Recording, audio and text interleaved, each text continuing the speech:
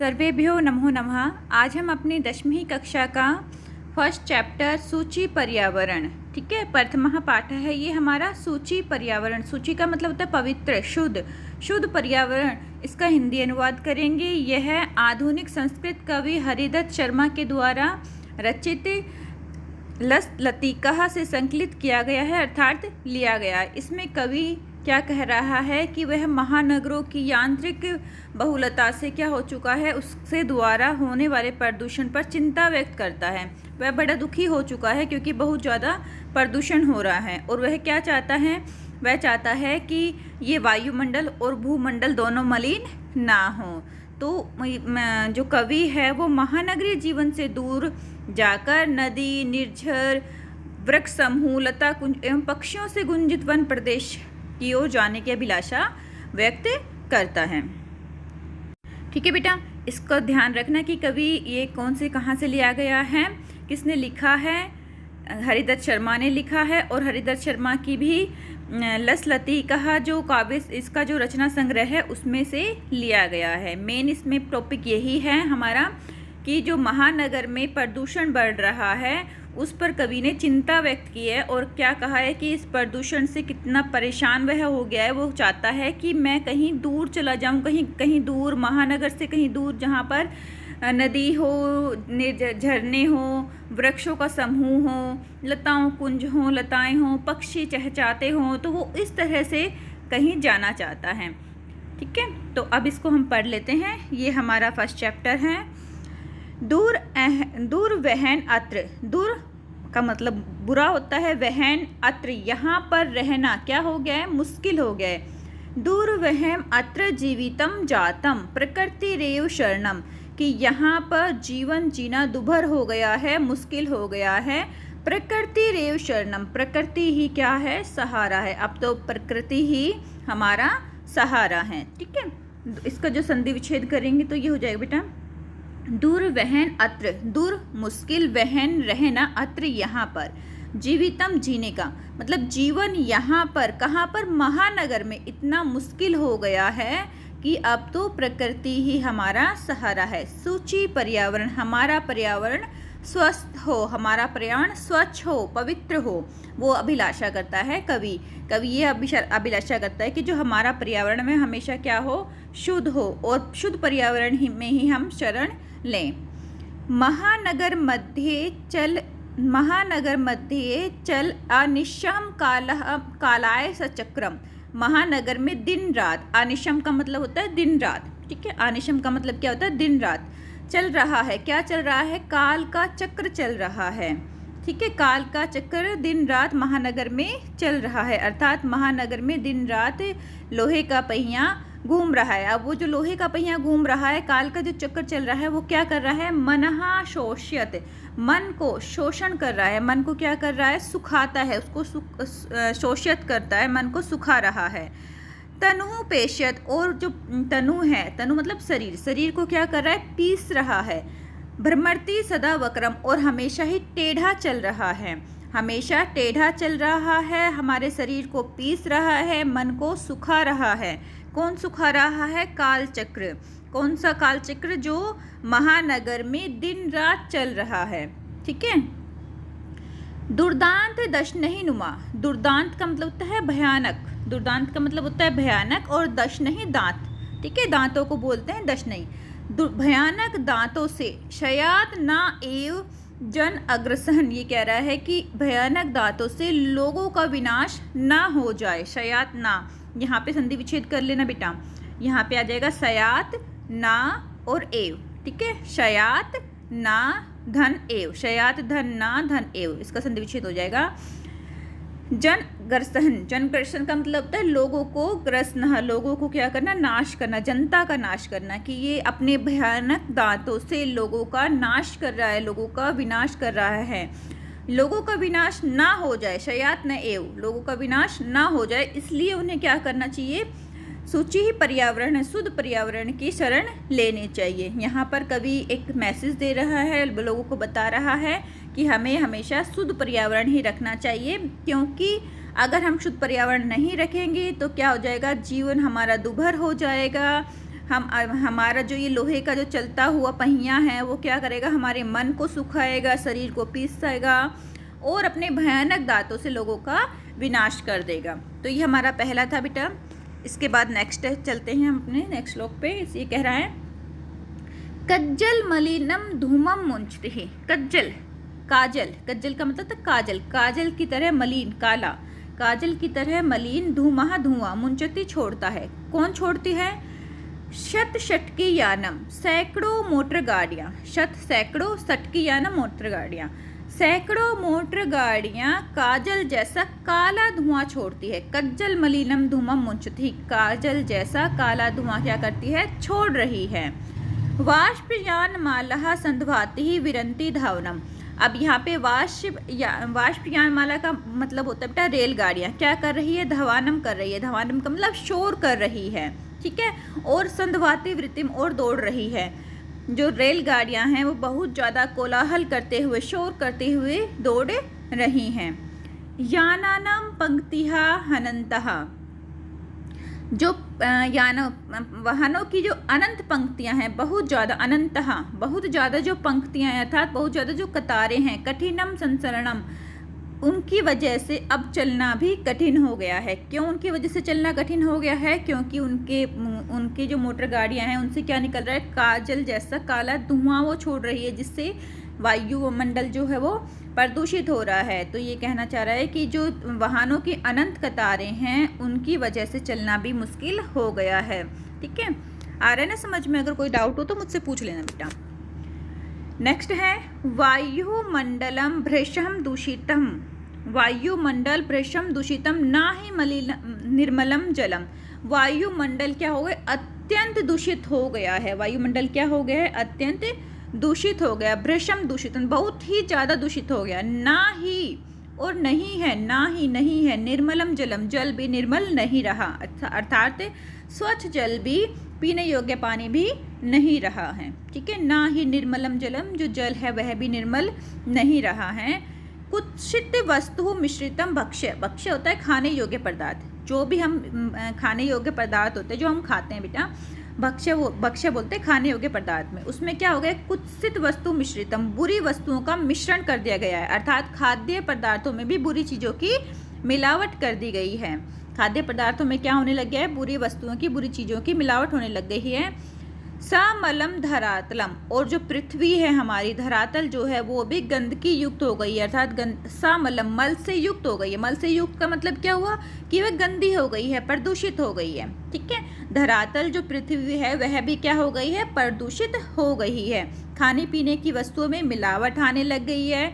वायुमंडल बहुत ही ज़्यादा प्रदूषित हो गया है और जल भी पीने योग्य नहीं रहा है। करणीयम, करना चाहिए।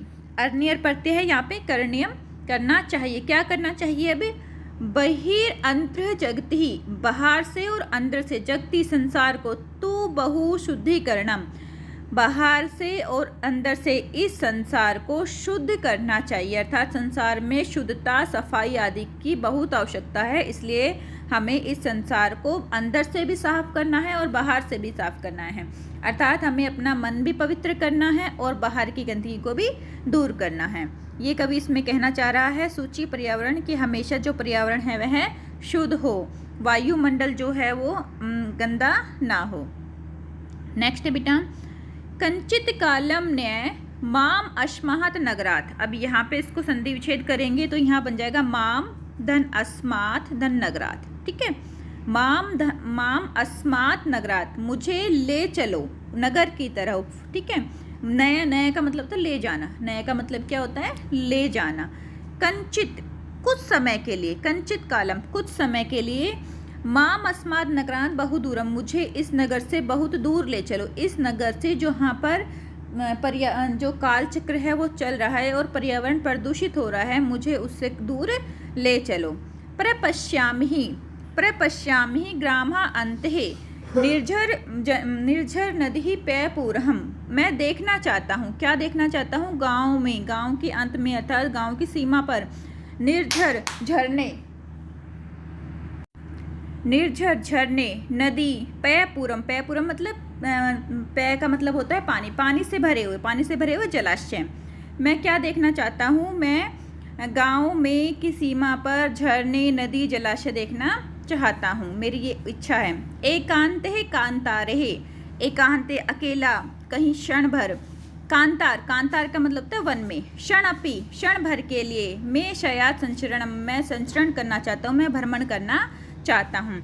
तो यहाँ पर कवि क्या कहता है कि मुझे कुछ समय के लिए नगर से दूर ले चलो, मैं गांव की सीमा पर झरने, नदी, जलाशयों को देखना चाहता हूँ और एकांत वन में क्षण भर के लिए मैं भ्रमण करना चाहता हूँ। वो चाहता है कि मैं वहीं पर ही रहूँ, कहाँ पर, गांव में या वन में, जहाँ पर क्या है, शुद्धता है, नदी है, झरने हैं, ठीक है, तालाब हैं, पक्षी की चहचहाट है। तो वो इस तरह से कामना करता है। देखो इसमें पूरा आ जाएगा। हरित तरुणाम ललित लसानाम, हरित तरुणाम ललित लसानाम लतानाम मालाह रमणीहाम। हरित तरुण, हरित का मतलब हरे भरे वृक्षों पर, ललित लतानाम माला रमणीया, और सुंदर लताओं की माला मनमोहक है। ये कह रहे हैं कि जो हरे भरे पेड़ पौधे हैं, जो वृक्ष हैं, उन पर सुंदर सुंदर लताएं जो हैं वो मन को मोहने वाली है, रमणीया हैं, मन को मोहने वाली है, ठीक है। कुसुम अवली, कुसुम अवली, कुसुम का मतलब होता है फूल, अवली का मतलब होता है पंक्तियाँ। कुसुम अवली जो फूलों की पंक्तियाँ हैं। समीर चलिता, समीर का मतलब होता है बेटा हवा, हवा से जो चल रही है, अर्थात हवा से जो हिल रही है। शयात में वर्णिया, शयात हो में मेरे द्वारा वर्णिया, अर्थात मेरे द्वारा वर्ण करने योग्य है, मेरे द्वारा चुनने योग्य है। तो वह क्या कहना चाह रहा है यहाँ पे कवि कि जो फूलों की पंक्तियाँ हैं वो हवा से जो गतिमान हो रही है वो मेरे द्वारा चुनने योग्य, अर्थात मैं उन फूलों को चुनूँ, वहाँ पे जाके फूलों की महक लूँ और वहाँ से फूलों को तोड़ लूँ। नवमल्लिका रसालम, नवमल्लिका का मतलब होता है चमेली, जो चमेली की लता होती है उसको बोलते हैं नवमल्लिका। रसालम होता है आम, तो यहाँ पर आम के पेड़ के लिए बोला गया है। रसालम वैसे आम होता है, लेकिन यहाँ पर क्या कहा गया है, आम के पेड़ के लिए बोला गया है। नवमल्लिका रसालम मिलित्वः सुचिरम समगमनम, कि जो आम के पेड़ हैं, आम के पेड़ से चमेली की जो बेल हैं उसका सुंदर मिलन हो रहा है, सुंदर मिलन हो रहा है, उसका समागम हो रहा है, ठीक है। मिलनितः सुचिरम समगमनम, तो वो इस तरह से कवि देखना चाह रहा है कि जहाँ हरे भरे वृक्ष हो, सुंदर लताएं हों, और वृक्षों के ऊपर जैसे आम के पेड़ के ऊपर चमेली की लता का समागम हो, वह उससे मिल रही हो, कितना सुंदर मनोहर दृश्य हो, हवाएं चल रही हो और उन हवाओं से फूलों की जो पंक्तियां हैं वो इधर गतिमान हो रही हो। तो इस तरह का जो वातावरण है वो कवि चाहता है। सूची पर्यावरण, पर्यावरण स्वच्छ हो। वो कह रहा है कि अगर हमारा पर्यावरण स्वच्छ होगा तो हम ये चीज़ें देख लेंगे, अगर पर्यावरण हमारा स्वच्छ नहीं होगा, शुद्ध नहीं होगा, तो क्या मिलेगा हमें, गाड़ियों की आवाज़ें मिलेगी, ठीक है, बहुत सारा धुआं मिलेगा और पूरा जो है पर्यावरण हमारा दूषित मिलेगा, खाने योग्य पदार्थ शुद्ध नहीं मिलेगा, पीने योग्य पानी नहीं मिलेगा। तो इस तरह से जो कवि है बेटा वो अपने मन के भावों को रख रहा है यहाँ पर। अहि चल बंधो, अहि चल बंधो, हे बंधु चलो। खग कुल कल रहो, खग कुल जहाँ पर बहुत सारे पक्षी हों, पक्षियों का कुल का मतलब यहाँ पे ये हुआ कि बेटा बहुत सारे पक्षी हों और कलरव कर रहे हों। कलरव का मतलब होता है वो चहक रहे हों। कुंजित वन प्रदेश, और उनकी चहचहाहट से जो वन प्रदेश है वो क्या हो रहा हो, गुंजित हो रहा हो। गुंजित वन प्रदेशम, किससे गुंजित हो रहा हो वन प्रदेश, पक्षियों की चहक से, जो पक्षी चहचा रहे हैं वहाँ पर उस मधुर चहचाहट से पूरा वन प्रदेश क्या हो, गुंजित हो। पुरहा कलरव, अब ये कह रहे हैं पहले वाले कलरव को, यहाँ पे पुरहा कलरव का मतलब क्या आया है कि जो पहले वाला कलरव है, पहले कौन सा कलरव था, महानगरों में जो कलरव हो रहा था, महानगरों में जो आवाज़ें आ रही थी जिसकी वजह से जो कवि है वो क्या हो रहा है, उसको बहुत ही परेशानी हो रही है। तो ये कह रहा है पुरहा कलरव, जो महानगरों में कोलाहल था, शोर था, संभृत जनेभ्य है, और जिससे लोग भ्रमित हो रहे हैं। धृतम सुख संदेशम, उनके लिए सुख संदेश को धारण करो। कहना क्या चाहता है कि नगर के कोलाहल से भ्रमित लोगों के लिए सुख संदेश को धारण करो, ताकि जो लोग हैं, नगर के जो लोग हैं, वो भी क्या करें, शांति को पा सके। और इस वन में की जो चहचहाट है, पक्षियों की जो चहचहाट है, फूलों की सुगंध है और लताओं को का जो कुंज है, उनको वो देख सके हैं। ठीक है बेटा। नेक्स्ट है इसमें चाक चिक्के जालम नो कुर्यात जीवितम रस हरणहम। अभी कह रहे हैं चाक चिक्के जालम। चाक चिक्के जालम मतलब चकाचौंध भरी दुनिया है। जो दुनिया है वो क्या है, चाक चिक्के जालम, चकाचौंध से भरी हुई है। नो नहीं हो। अब ये कह रहा है कि कुर्यात जीवित रस, जीवित रस का मतलब जीवन के रस का, सा हरणम, हरण नहीं हो। ठीक है, ना यहाँ पे नहीं के लिए यूज़ हुआ है। क्या नहीं हो, जीवन के जो रस है, जीवित रस, जीवन रस। यहाँ से देखो, जीवित रस सहरणम, जो जीवित रस है, जीवन का जो आनंद है, उसका हरण नहीं हो। वह अभिलाषा कर रहा है कि चकाचौंध भरी दुनिया से जीवन का जो रस है वो ना चला जाए कहीं। तो यह कवि कहना चाहता है कि सूची पर्यावरण, हमारा जो पर्यावरण है वो स्वच्छ हो। ये लास्ट है बेटा। प्रस्थल तलहे लता, एक मिनट बेटा। प्रस्थल तलहे लता तरहु गुलमहा। यहाँ पे प्रस्थल का मतलब होता है पत्थर। ठीक है, पत्थर के नीचे लता, तरु और गुल्मा। लता लताएं, तरु पेड़ और गुल्मा को बोलते झाड़ियाँ। नो भवंतु पृष्ठः, पत्थरों के नीचे ये ना पिस जाए। नो भवंतु पृष्ठः, पृष्ठः का मतलब पिस जाए, कि ये कह रहे हैं कि जो लताएं हैं, पेड़ हैं और झाड़ियाँ हैं वो पत्थरों के नीचे ना पिस जाएं। पाषाणी सभ्यता निसर्गे, जो पाषाणी सभ्यता है, पत्थरों की जो सभ्यता है वो नहीं आनी चाहिए। शयात संविष्टः, बिल्कुल भी उसको नहीं आने देना चाहिए। प्रकृति में पाषाणी सभ्यता का समावेश ना हो, पत्थरों की सभ्यता ना हो और पत्थर के नीचे हमारी लताएं, पेड़, झाड़ियाँ आदि ना पिसे। तो इसका मतलब यहाँ पे क्या कहना चाह रहा है, पत्थरों की सभ्यता का मतलब यहाँ पे कहना चाहता है बेटा, जो बड़ी बड़ी बिल्डिंग्स बन रही हैं, लोग पेड़ों को काट रहे हैं। ठीक है, जैसे जैसे जनसंख्या बढ़ रही है, लोग पेड़ों को काट रहे हैं और पेड़ों को काटने से जो पर्यावरण है वो प्रदूषित हो रहा है। तो वो कह रहा है कि पत्थर की दुनिया को मत आने दो, अर्थात पत्थर की दुनिया के नीचे हमारी जो लताएं हैं, पेड़ हैं और वो झाड़ियाँ हैं, उनको हम क्या कर देते हैं, काट देते हैं। क्योंकि हम जब कोई भी चीज़ कंस्ट्रक्ट करते हैं, बनाते हैं, तो वहाँ पर जितनी भी चीज़ें होती हैं, चाहे वो लताएं हों, पेड़ हो, झाड़ियाँ हैं, उसको क्या कर दिया जाता है, काट दिया जाता है। तो यहाँ पे जो कवि है वो यही बताना चाह रहा है कि पाषाणी सभ्यता, पत्थर की सभ्यता का समावेश ना हो, शुद्ध पर्यावरण हो। अब ये नेक्स्ट कह रहा है मानवाहे जीवनम काम्ये, मैं कैसी कामना करता हूँ, मानव के जीवन के लिए कामना करता हूँ। मानवाए जीवनम काम्ये, मैं तो मनुष्य की जीवन के लिए कामना करता हूँ। नो जीवन मरणम, जीवित रहता हुआ मैं मृत्यु की कामना नहीं करता हूँ। जीवित रहता हुआ मृत्यु की कामना का मतलब यहाँ पे ये कहना चाहता है कि व्यक्ति महानगर में क्या कर रहे हैं, जीवित रहते हुए भी मृत्यु को प्राप्त कर रहे हैं। कैसे? क्योंकि उनके पास प्रकृति का जो सौंदर्यता है उसको लेने का समय ही नहीं रहा है, वह दिन रात कार्य में लीन रहते हैं। तो इसमें कवि कहना चाहता है कि मैं कह रहा हूँ कि मैं लोगों जीवन के लिए कामना करता हूँ, उसको जीवित रहते हुए मृत्यु की कामना नहीं करता हूँ। सूची पर्यावरण, हमारा पर्यावरण स्वच्छ हो, सुंदर हो और स्वच्छ हो, ठीक है, शुद्ध हो। वो बार बार यही कह रहा है कि मैं यही कामना कर रहा हूँ कि जो हमारा पर्यावरण है वह शुद्ध हो। ठीक है बेटा, ये हमारे थे श्लोक से जो ये है वो आपको मे भी समझ में आ गए होंगे। अगर फिर भी आपको कोई डाउट है तो आप मुझसे कमेंट बॉक्स में पूछ लेना। अभी बेटा कोविड थोड़ा सा तो कम हुआ है, लेकिन स्कूल ओपनिंग नहीं होंगे, तो आप फ़िलहाल अभी ऐसे ही करो। जब हमारी ऑनलाइन क्लासेस होंगी तो हम उसमें आपको दोबारा से समझा देंगे। ओके बेटा, अपना ध्यान रखना।